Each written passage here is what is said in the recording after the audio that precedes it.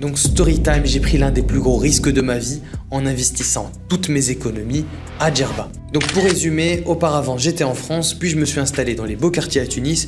Puis là je me suis vite rendu compte que finalement dans le domaine de la construction il y avait un gros problème. Toutes les constructions étaient appelées haut standing, mais pour autant lorsque je m'y rendais il n'y avait pas vraiment de haut standing. C'était surtout ce que j'appellerais du cache-misère, autrement dit des carrelages haut de gamme, mais pour autant dans les normes de construction c'était pas trop ça. Alors les concurrents dans ces zones-là sont prêts à tout pour ne pas te laisser travailler.